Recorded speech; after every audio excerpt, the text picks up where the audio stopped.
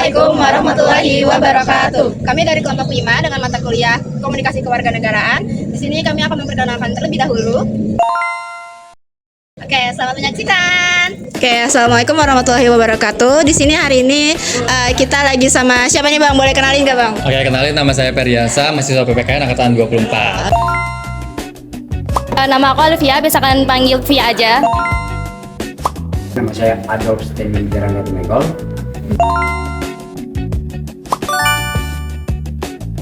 Kayak kan kalau di Banten kan bahasa Sunda ya, otomatis logatnya tuh lemas, halus. Kan kalau di Jakarta ini kayak keras gitu, terus ngomongnya juga agak kasar. Jadi kaget aja sih pertama-tama.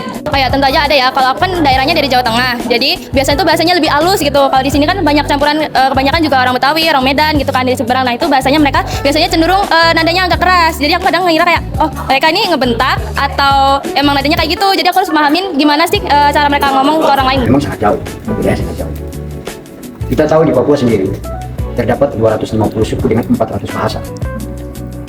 Dan kami orang Papua di sana menggunakan bahasa dialek Papua, bahasa Indonesia juga. Orang sini kalau dengar kita orang Papua berbicara, mereka seakan-akan menganggap kita itu sedang marah.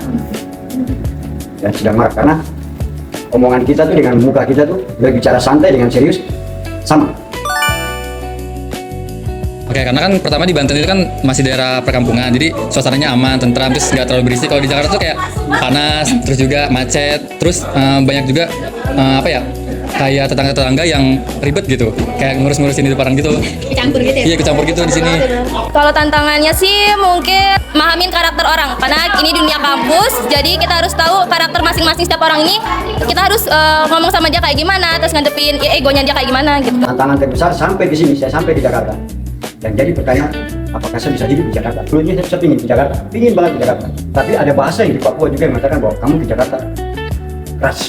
Kami dulu, angkatan saya dulu waktu kecil, kami tahu bahasanya itu. Kalau ke Jakarta, ada yang orang bawa teman-teman dari yang pernah di Jakarta pulang ke Papua. Jangan di Jakarta, karena di Jakarta itu sistemnya siapa lu siapa gue. Kita tanya, kenapa harus siapa lu siapa gue? Karena tetangga sebelah tidak mengenal tetangga sebelah. Dan ternyata yang mereka bawa itu, karena mereka ada di perumahan yang berbeda. Ya, kalau yang bahasa itu kan, kalau di Banten itu kan halus. Jadi kadang kalau komunikasi sama orang lain gitu di sini itu kayak kesana ngegas gitu, kayak marah-marah dia. Padahal kan saya kan kalau misalkan ngobrol sama mereka santai, tapi dia ngebalas itu kayak marah-marah gitu. Di situ aja. Di sekolahan aku, terutama di waktu SMP SMA itu ditekankan untuk menggunakan bahasa baku. Jadi aku di sini seringnya lebih pakai bahasa baku, tapi orang-orang ngatiin itu kayak, oh si Via kayaknya nggak mau ngobrol sama aku, dia anaknya terlalu defensif gitu. Nah, karena kita di kampus terus sering ketemu sama orang-orang yang asli Jakarta, jadi kayak sering-sering menyesuaikan aja gitu sama teman-teman, kayak dari bahasa, kesehariannya gimana, jadi kita menyesuaikan aja. Kan udah 2 tahun juga ya di sini, jadi udah terbiasa juga sih berkomunikasi di sini sama orang asli Jakarta. Keluarga sendiri juga berasal dari banyak suku, jadi aku mulai mempelajari kayak misalnya orang ini dari suku apa, aku berarti harus menyesuaikan gaya bicaranya atau mahamin bahasa tubuh dia gitu. Oke, cara berkomunikasi yang baik itu kita jangan pilih-pilih teman aja sih. Jadi kan kita kan mahasiswa PPKN, jadi harus berkewarganegaraan. Terus juga menyeluruh juga teman-temannya, jangan karena saya dari Banten harus temannya sama orang Sunda juga, kan nggak boleh. Jadi untuk berkomunikasi yang baik itu kalau bisa kita berteman, jangan pilih-pilih teman.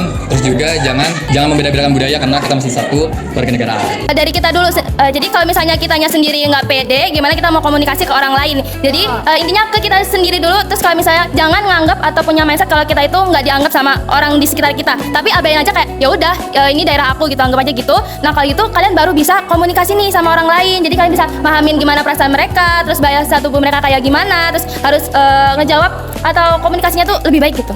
Gimana kan kita berpijak di situ, kita harus jujur. Jadi bukan saya datang di Jakarta, saya bawa ego saya yang ada di Papua. Kita harus hormati orangnya kan. Begitu juga orang dari sini di Papua harus menghargai orangnya. Dari wawancara yang tadi kita lihat, setiap suku di Indonesia memiliki ciri khas dalam berbicara, mulai dari pilihan kata, intonasi, hingga cara menyampaikan maksudnya. Perbedaan ini mencerminkan kekayaan budaya yang dimiliki bangsa Indonesia. Gaya bahasa dan cara berinteraksi bukan hanya sekedar cara berkomunikasi, tetapi juga mencerminkan nilai, moral, dan karakter dari masing-masing suku. Dengan memahami perbedaan tersebut, kita dapat saling menghargai, menghindari kesalahpahaman, dan memperkuat persatuan dalam keberagaman. Karena pada dasarnya, perbedaan suku bukan untuk dipertentangkan, melainkan untuk saling melengkapi sebagai satu bangsa, yaitu bangsa Indonesia.